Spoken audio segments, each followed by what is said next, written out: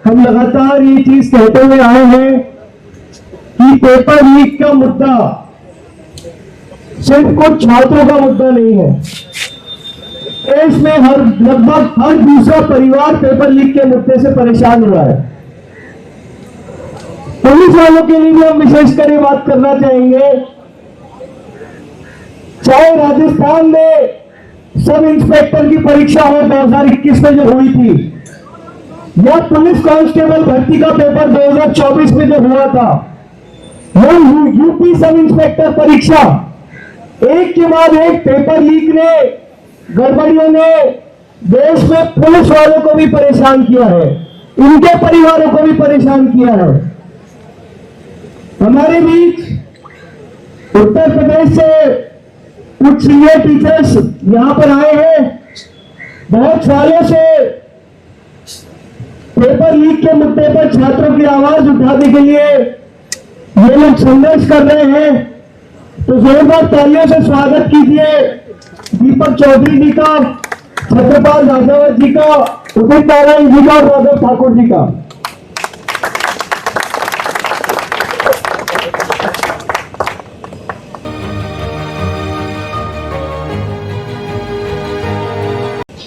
जितने भी छात्र सरकारी परीक्षाएं दे रहे हैं, एक बहुत बड़ी समस्या जो लगातार बताई जाती है वो है नॉर्मलाइजेशन की। नॉर्मलाइजेशन में सेम सेंटर, सेम परीक्षा पत्र, लेकिन नॉर्मलाइजेशन होने के बाद मार्क्स अलग हो जाते हैं। तो एक बहुत बड़ी मांग इस देश में छात्रों की रही है रिजल्ट में पारदर्शिता की, नॉर्मलाइजेशन में पारदर्शिता की। तो इसी बात को रखने के लिए हमारे बीच ये टीचर्स मौजूद हैं। एक बार फिर से जोरदार तालियां हो सबके लिए।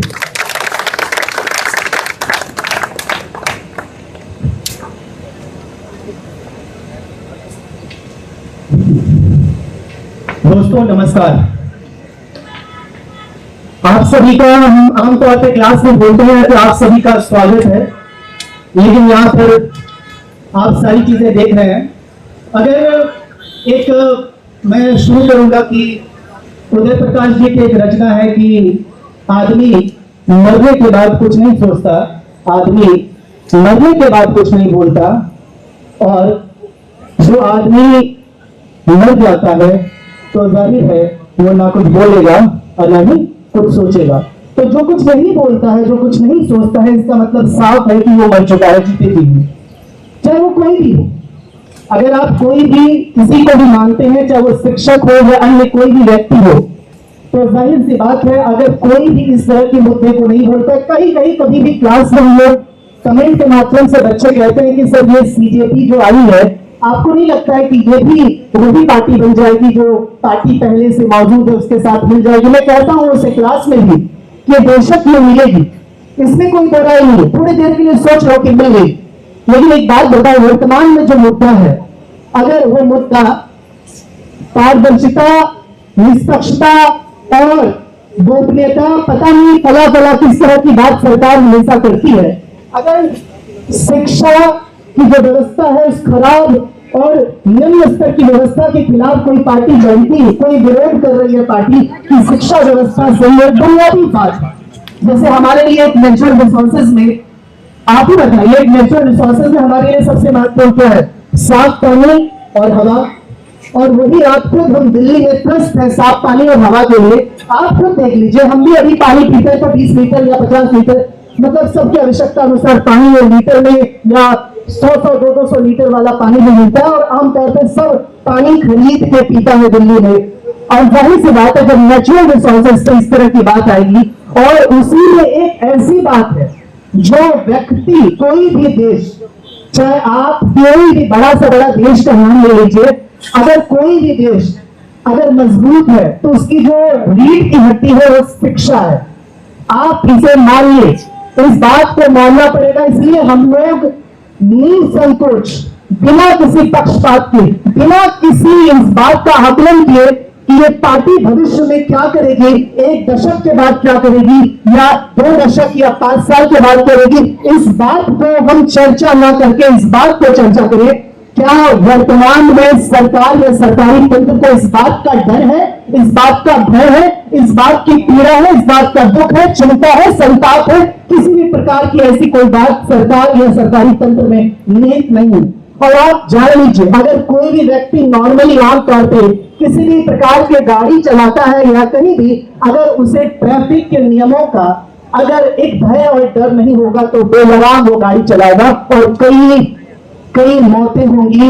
और वही हमारी सरकार कर रही है वर्तमान में कि बेलगाम है। इनके मंत्री चाहे कितने भी, चाहे राज्य के मंत्री हो या किसी भी राज्य का मंत्री हो या केंद्र का मंत्री हो, सब बेलगाम हो चुका है। और बेलगाम होने का एक ही मूल कारण है कि डर खत्म हो जाना।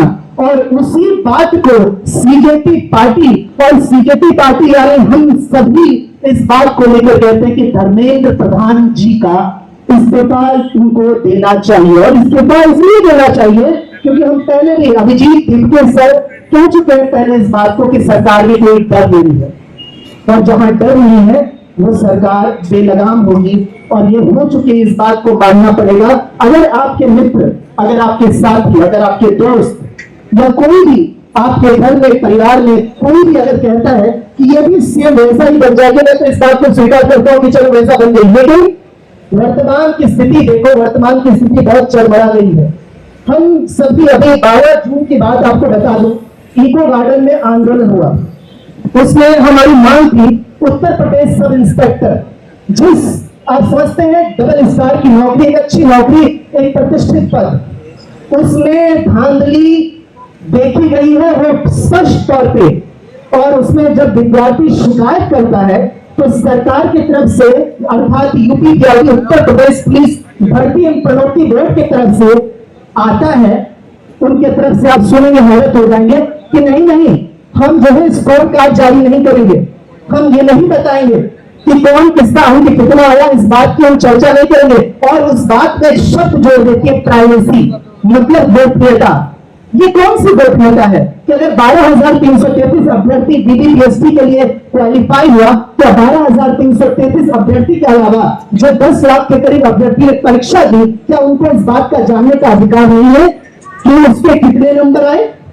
क्या 130 वाला पास हो जाता है, 135 वाला फेल हो जाता है? सेम शिफ्ट, सेम कैटेगरी और सेम डेट में, सेम शिफ्ट, सेम कैटेगरी और सेम डेट। इस बात को सुनिए, यहाँ पे नॉर्मलाइजेशन की जो हवाला देती है सरकार, नॉर्मलाइजेशन आज के माध्यम में नॉर्मलाइजेशन एक टूल हो गया है कि आओ हम गंदे से गंदे उन अभ्यर्थियों को सिलेक्ट करें जो अभ्यर्थी के लायक नहीं है, जिनके पास एक अच्छी खासी रकम है, तुम आओ, तुम्हारा हम चयन करेंगे। लेकिन और क्या करेंगे इसके साथ? एक गंदा पानी लेकर उसमें कुछ बूंदे साफ पानी का मिला देंगे, अर्थात कुछ बूंद मेहनती विद्यार्थी को भी मिक्स कर देंगे। किसमें? जो धांधली जो करता विद्यार्थी उसमें मिक्स कर देंगे कि ये पब्लिक को पता न चले कि वाकई धांधली कैसी हुई है। क्योंकि आप ही के गांव में अगर कोई मेहनत से पास करा हुआ विद्यार्थी है और कोई धांधली से पास करा हुआ विद्यार्थी है, अगर दोनों को मिक्स करके इस बात का चयन कर दिया जाता है तो क्या इस बात को गांव के अन्य जो बुजुर्ग हैं, जो सीनियर हैं, जो पेरेंट्स हैं, जो मेंटर हैं, क्या उनको इस बात का आभास होगा कि वाकई धांधली हुई है? क्योंकि उनके पास एक एग्जाम्पल है, उदाहरण है देने के। क्या उदाहरण है कि हाँ देखो ना, फला का लड़का तो पास किया हुआ है, फला की लड़की तो मेहनत से पास करा है। ये सरकार और सरकारी तंत्र इस तरह से करती है, ये चालाकी करती है, ये डिप्लोमेटिक, और ये डिप्लोमेटिक भी नहीं है, ये निम्न स्तर की पॉलिटिक्स है, निम्न स्तर की डिप्लोमेसी है। और इसी के खिलाफ हम सभी ने 12 जून को गार्डन में आंदोलन किया और शासन और प्रशासन ने क्या किया? हमारे आंदोलन को एक दिन में खत्म कर दिया और उसके बाद कोई परमिशन नहीं। और तो और वो आंदोलन ठीक मांगकर आज भी कई विद्यार्थी 14-15 मार्च को आपको याद होगा यूपीएसआई की परीक्षा हुई, अभी 8-9-10 जून को उत्तर प्रदेश पुलिस कांस्टेबल की परीक्षा हुई, अभी होमगार्ड की परीक्षा हुई। तो कहने का मतलब इन सभी परीक्षाओं को आप देखते हैं उत्तर प्रदेश में खासतौर पर, एक सबसे बड़ा प्रदेश है, आप जानते हैं सबसे बड़ी कई परीक्षाएं होती है। और उत्तर प्रदेश में मैं साफ तौर पे कहता हूं, वहां पे बैठे हुए हैं बहुत बड़े योगी जी बैठे हुए हैं और उनके प्रदेश में इस प्रकार की धांधली होती है और सरकार अपने मन से इसी तरह के सजे हुए मन से कहती है कि हम शुचिता का ध्यान रखते हैं, हम अनुशासनहीनता के खिलाफ है, लेकिन इस सरकार में जितनी भी वैकेंसी आ रही है आपको एक चीज देखने को मिलेगा कि कहीं भी ना शुचिता है, ना पारदर्शिता है जिसको हम ट्रांसपेरेंसी बोलते हैं, और ना ही किसी भी प्रकार की निष्पक्षता है। तो कहने का अर्थ यह है कि बीजेपी पार्टी का इस बात से आप समर्थन मत करिए। मैं सभी उन उत्तर प्रदेश के युवाओं को इस माध्यम से बताना चाहता हूं कि बीजेपी पार्टी को इस बात से समर्थन मत करिए कि ये भविष्य में क्या करेंगी। इस बात से समर्थन करिए कि वर्तमान आपका कितना घटिया, गंदा और बेकार है, उस जो डूब रहा है उसको एक बचाने के लिए अगर कोई आवाज उठा रहा है तो आप बेबाकी से समर्थन करिए, बेबाकी से, स्पष्टता के साथ। ये बात सोचिए मत कि आज से 1 साल बाद बीजेपी पार्टी क्या करेगी क्या नहीं करेगी। याद करिए, जब कोई डूबता है तो बचाने वाला ही खुदा होता है, ईश्वर होता है, परवरदिगार होता है, वही सब कुछ होता है। तो उसी को आप माई बाप मानिए और उसका समर्थन बेबाकी से करिए। यही मैं अंततः कहना चाहूंगा कि निष्पक्षता हो तो केवल शब्दों में ना हो, ये वाकई जमीनी हकीकत हो। तो कहने का अर्थ है कि मैं कई विद्यार्थियों को कहता हूँ, स्टूडेंट्स को, कि एक चंद पंक्तियां हैं कि जाने कितने उड़ान बाकी है। राजेश रेड्डी साहब की पंक्ति है, तो चंद पंक्तियां हैं कि जाने कितने उड़ान बाकी है, इस परिंदे में जान बाकी है, जितनी बटनी थी बट चुकी ये जमीन, अब तो बस आसमान बाकी है। इम्तिहान देकर ये पता चला एक नया इम्तिहान बाकी है। तो हम सब के लिए एक नया इम्तिहान है, हर दिन होगा, आज 15, 20 दिन, 25 दिन होगा। हम तब तक इस सफर को जारी करेंगे जब तक जो हमारे मांग है कि धर्मेंद्र प्रधान जी इस्तीफा जब तक न दे दे। और इस्तीफा देने का मूल कारण, कई सवाल पूछते हैं कि इस्तीफा के बाद होगा क्या। सवाल ये है ही नहीं कि इस्तीफा के बाद क्या होगा। सवाल ये, जो बेलगाम हो चुके मंत्री हैं उनको सतर्क हो जाए कि कुछ भी हो सकता है। ये लोकतांत्रिक सरकार है, लोकतंत्र है, एनीथिंग कैन हैपन, कुछ भी हो सकता है। पूरे देश के अंदर जहां कहीं भी बहुजन समाज पर एट्रोसिटीज होती है, उस एट्रोसिटीज पर अगर वो व्यक्ति, वो परिवार मेरे पास तक पहुंच जाता है, जिन केसेज में मेरे फोन के जाने के बाद एक्शन हुआ, उस पर रेप केस तक है, कुल्हाड़ी से काटे हुए हमारे समाज के, बहुजन समाज के लोगों को काटा गया, उन पर कार्रवाई कराने का काम किया। ऐसे सैकड़ों मनुवादियों को जेल भिजवा चुका हूं जो मेरे समाज पे, मेरी बहन बेटियों पर अत्याचार करते हैं। मेरे फिल्म प्रोडक्शन हाउस के अंदर अगर कोई आदमी इलेक्ट्रॉनिक मीडिया के अंदर जाना चाहता है या फिल्म लाइन में जाना चाहता है, उसको फ्री ऑफ कॉस्ट ट्रेनिंग में दे रहा हूं और देता रहूंगा। धर्म पढ़ाएंगे आपको, रामायण, महाभारत, गीता, बाइबल और कुरान। दोस्तों, आपको पढ़ना होगा भारत का संविधान। 1984 में काशीराम साहब को ज्वाइन किया मैंने, और उस टाइम मैं 9th क्लास में पढ़ता था। उनके उस रास्ते पे काम करता हूँ। सामाजिक आंदोलन चलते रहना चाहिए, राजनीतिक आंदोलन चले या ना चले। ना बिकता हूँ, ना मुझे कोई खरीद सकता है, ना समझौता करता हूँ, सिर्फ 18 घंटे काम करता हूँ। जब तक मेरे समाज के, बहुजन समाज के पीड़ित व्यक्ति को न्याय नहीं मिल जाता, तब तक मैं बाबा साहब के विचारों और संविधान पर चलता हूँ। 9810085714। गांव की घटना है, ठाकुरों ने राइफल से गोली चलाई, मारने का प्रयास किया, सिर्फ बारात चढ़त के ऊपर की, इस रास्ते से बारात नहीं चढ़ गई, ठाकुरों का रास्ता है। सारे चैनल को बोला कि भाई स्टोरी चला दो, किसी कोई चैनल पे स्टोरी चलाने के लिए तैयार नहीं होगा। कौन से बहुजन समाज को न्याय दिलाने की बात कर? काशीराम साहब कहते थे कि मैं किसी की शादी में नहीं जाऊंगा, किसी के फंक्शन में नहीं जाऊंगा, किसी के घर नहीं जाऊंगा, ना शादी करूंगा, ना गए कभी। जो संगठन, जो राजनीतिक लोग चला रहे, वो अपने घर में पहले सुरक्षा और बंगला और पैसे का और बड़ी कार का इंतजाम कर रहे हैं। उस पर भी आपको सोचना चाहिए। फिल्म लाइन और इलेक्ट्रॉनिक मीडिया में इस समाज के लोग, जो पुअर सेक्शन है, पुअर कास्ट जिसको कहते हैं, SC ST OBC माइनॉरिटी, एक भी चैनल का कोई भी मालिक इस देश के अंदर आज तक नहीं है। क्यों नहीं है? हमारे चैनल लाइक, शेयर, सब्सक्राइब देखना मत भूलिएगा। इसी के साथ आप लोगों से विदा लेता हूं। जय भीम, जय भारत, जय संविधान, नमो बुद्धाय।